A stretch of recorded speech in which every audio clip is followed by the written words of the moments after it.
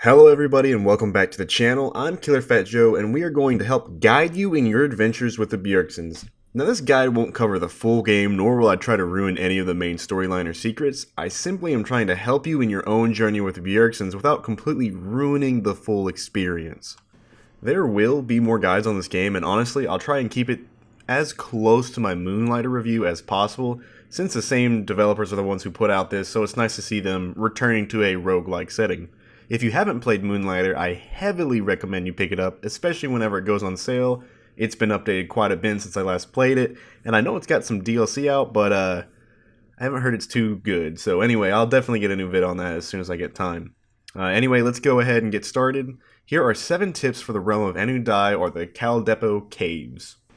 So tip number 1 is getting the first family passive stat. So the Bjergsons are all tightly knitted together through the bonds of blood. That also transfers into their gameplay, as you can get a passive stat that applies to all of the family. At level 4 and onward, for every character you unlock, you automatically get a new stat that applies to all of your family members. They may increase your dodge meter or even allow you to start with a gemstone.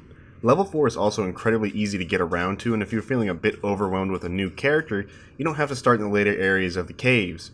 Instead, taking it slow in the first level is a great way to get to level 2 and snag your AoE ability. This is a good way to get that XP grind for newly unlocked characters. Tip number 2 is death unlocks. Now typically dying in most games hinders progress or forces you to learn from your mistakes to become better. Death in COM actually helps you a lot in the early game. You'll notice early on that you won't be able to use Dungeon Obelisk, or really anything useful. Grandma didn't actually unlock these for me until about my 3rd death. These allow you to have a special condition for about the next minute of your dungeon exploring. You'll also even unlock characters such as Kevin, the younger brother, with intense speed. At the same time, dying consistently without much exploration can give your heroes corruption fatigue, which reduces their max health, so really just try your best. Gather as much gold and XP as you can to make all of your heroes stronger. Now on the flip side of this is dungeon unlocks. You unlock divine items, charms, characters, and journals by running into these special areas. If you've played for just a bit, you'll notice that there are unique areas all defined by different gates. By gates, I mean the golden/blue areas you walk into that create a unique instance for that dungeon run. Golden gates are areas that have divine relics or graces to help you as you continue your dive into the foreboding caves. They are almost always next to the stairs leading down deeper into the next level. Blue gates are the story instances that can net you a lot of gold or perhaps even a family member. There's also a lot of lore that comes with them, such as you're seeing on the screen right now. It really just depends, almost all of them are unique. The final unique gate that I've seen is this one. I call it the Skull Gate. Really it's just a guaranteed wave room except for the first time, which actually unlocks the shopkeeper. Unless you are just rushing to get to the boss, you should explore every nook and cranny when it comes to this game. Find every area of each level before progressing to the next, as that is a good way to get more of those fun instances. Also, just because you didn't find the cure to the poison for the wolf pup on the first run through level 1, doesn't mean it won't be there when you run through it again. Just so you know, because you really need that puppy, it's just too damn cute. So we've already talked a lot about unique unlocks and instances, but what if you are having trouble with the overwhelming odds against you? Well, first off, we need to take a page out of King Leonidas' book and funnel them into a choke point. Now this is sort of hard to apply in each situation, as each dive is randomly generated. That being said, there are plenty of times when the caves get tight. Now enemy models don't really have collusion, so they do begin to pile on top of each other. However, this is a big plus to you. With each of your attacks, the hitbox is more than likely to hit 2 or more enemies depending on how stacked they are. Typically, all the melee types of enemies run in a straight line. If you can get all of the current spawn enemies into a train like this, then you will be able to dispatch them more effectively with AoE abilities or tag more than one with your basic attacks. Another big part of choke points is the previously talked about gates. These gates prevent enemies from running through them, but they still remain visible on your screen. Fortunately, the gate prevents them from attacking you, but on the flip side you cannot attack them unless you partially pass through the gate. So if you have an enemy you are having a lot of trouble dealing with, such as the super units, then use this tactic to take them out with little effort. Obviously this isn't a guaranteed way to defeat every single mob, and there are plenty of different enemy types that force you to change up your style. Kiting is a great way to get a massive horde of melee enemies off your back while you focus fire archers or mages. You can lure enemies into traps, such as the explosive plants or even the spikes, which do a modest amount of damage. And then tip number 5 is enemies to eliminate quick. This is sort of an obvious tip, but there's gotta be at least one in all of my tip videos, so this is it. In almost every room of the later levels, you run into yellow or red aura enemies. These enemies have a unique modifier that hinder movement, spawn mobs, or even make their base stats a lot higher.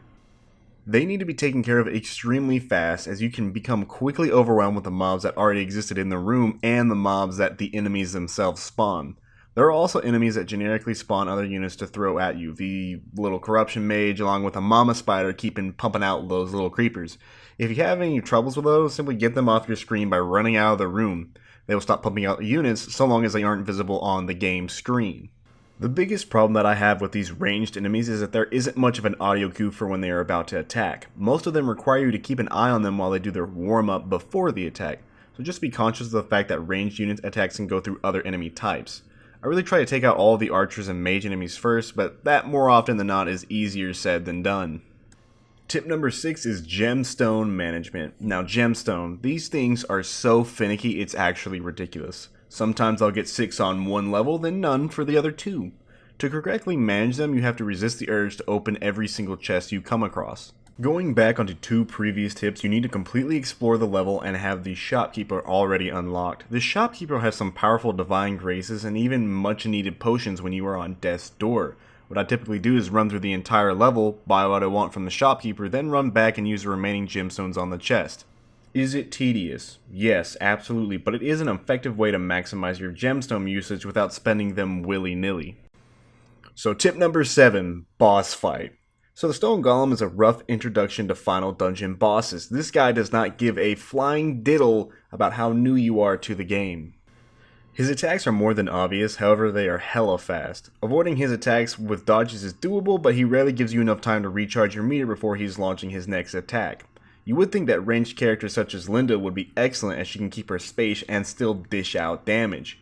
Wrong. Linda's way too much of a glass cannon, same thing about Kevin and Lucy.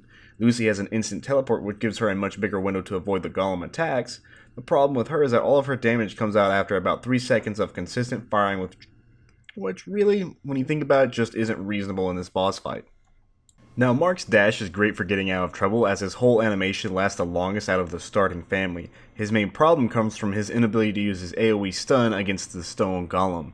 The whole wind up nets you some damage but not enough to really matter, and you can't stun the golem, so it's kind of a why are you even trying? Surprisingly, John was the one to finally demolish the golem as his base armor is ridiculously high and his shield reduces the damage from the golem's attack by a significant amount. John is also able to go invincible for a few seconds with his Guardian Rage ability. John's Thorn ability also gives him some return damage from the golem's melee attack.